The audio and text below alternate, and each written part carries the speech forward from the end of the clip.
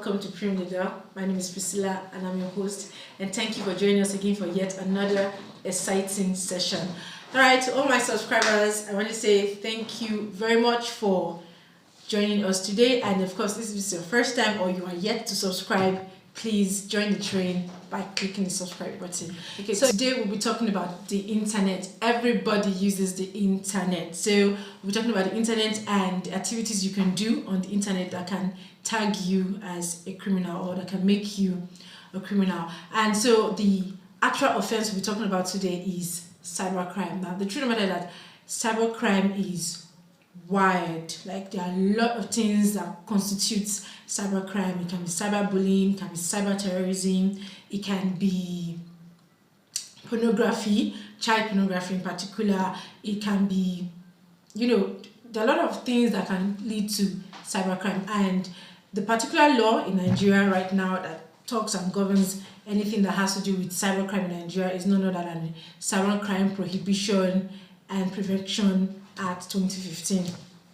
That's where it talks about all the cybercrime you can ever think of and the different punishments attached to cybercrime, or a different punishment attached to each one of these cybercrimes. But today we'll be talking about everything. We'll be talking about all cybercrime, because of course that will take us literally more than 4 or 5 sessions to finish. But what we're talking about today is child pornography, and I feel like the reason why we have to talk about child pornography today is because it's becoming rampant, quite rampant, even among secondary school students.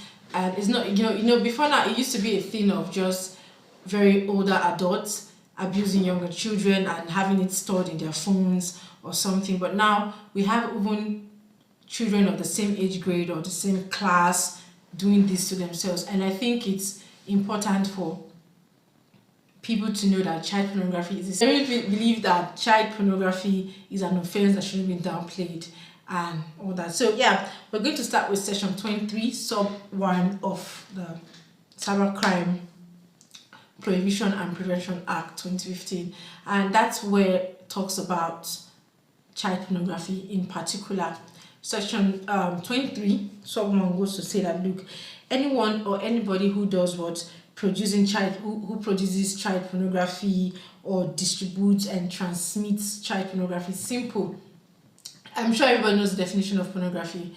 And so what this particular section is saying, look, if you are caught in any way, either videoing child pornography, either with the consent of the child or not, although basically everybody knows that the child cannot give you consent, really, and all that. So you are either videoing it and you are transmitting it, you're probably selling it, or you're probably putting it on the internet, which really is a custom right now. It's a thing already, putting it on the internet for people to have access to it. The law is saying, well done, because you're about to kiss your freedom days goodbye, because according to the act, you most likely are going to spend 10 years imprisonment.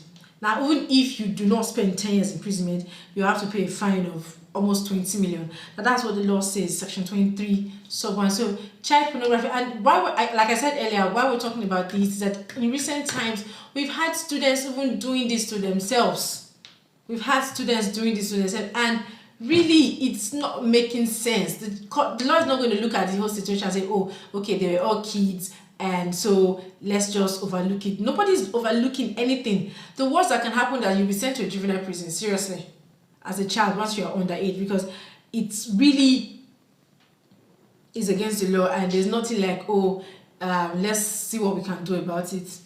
Nobody's doing anything about it. The law is the law. I always want to say, look, producing child pornography for oneself, that's another crime. The same section 23 is going further to say, look, producing child pornography for yourself. So let's imagine you're not someone who decides to go on social media or put it on the internet. You just want to have a video of these little kids doing things, or these little kids showing you their nudity, and you have it in your system, you're just watching on your phone, for personal consumption. Well, the law is saying it doesn't matter. You still are going to go to jail. And then the only difference between what that person is doing and the previous person is the number of years, because and the second one, the law says, look, the person is liable to 5 years imprisonment. And you see these things, we're saying 5 years imprisonment, 10 years imprisonment. It pretty looks small, but trust me, it's not small, because if you give it to a child now, 5 years, but that child should probably be in KG2 or KG3. So yeah, or if you start reading a course in Nigeria now, no ASU strike, nothing, 5 years you should be done. Well, apart from medicine and some other top professional you get. So this is what I'm trying to say. 5 years is a whole lot. It's not so. Don't let anybody get, I don't know how to put this. Don't go and have a phone and inside your phone is stored or is saved nudity of underage kids and all that, because the law, Cybercrime Act went as far as defining who a child is, and the child was defined as anyone that's below 18. Okay, so we had that clear already. Now, section 23 sub 3 goes further to say this. Now look, anyone who in any way grooms or proposes a meeting, or anyone who goes as far as soliciting a child, a meeting with a child, and the sole purpose for that meeting is to probably engage the child in sexual activities, or induce the child to participate in pornography, or introduce the child into to pornography. Law is like, well done, law is coming for you. So look, it is not the, I keep telling people, look, it is not the art now that is the problem. The problem is once you are for any reason setting up a meeting with a child, and the sole purpose of that meeting whatsoever is obviously either when they go through the chats between you and the child, or the different calls between you and the child, it is obvious that the reason why you wanted to meet that child in particular is simply because you wanted to have sexual activities with that child, or you wanted to introduce the child into some pornography stuff and all that. The lawyer said, look, that's 10 years imprisonment already. You're looking at 10 years imprisonment and a fine of 15 million. So you see, you are going for 10 years imprisonment and you still have to pay a fine of 15 million. Wow. Just only child pornography is a heinous crime.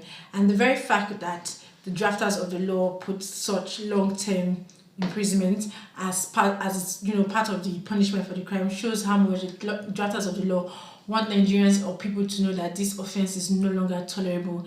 It's no longer tolerable to have nude pictures of your classmates or nude videos of your classmates as secondary school students in your phone. It's not tolerable for any adult to have such videos in your phone of anyone below the age of 18. Now, it's also not tolerable for anyone to put things like that on social media or any platform whatsoever.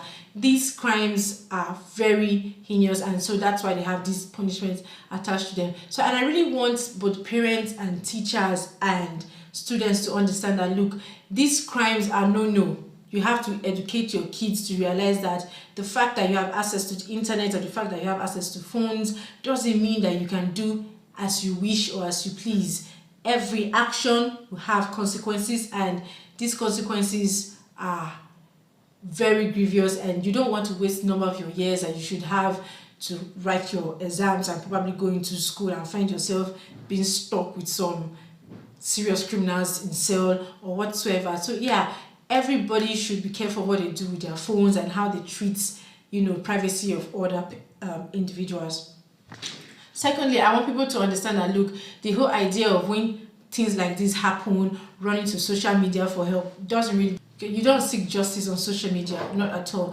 When things like this happen, the best options you have is reporting the matter to the police, bring your evidence, and have it pushed to the court of law. And trust me, that is the only way offenders get liable for these offenses. But apart from that, I really wish that at the end of this session we have come to an understanding that there are certain things you cannot do with your phone, and there are certain things that even if you go ahead to do them, the consequences are beyond extreme. So till I come your way next session, please stay away from crime or anything that looks like it. Thank you very much.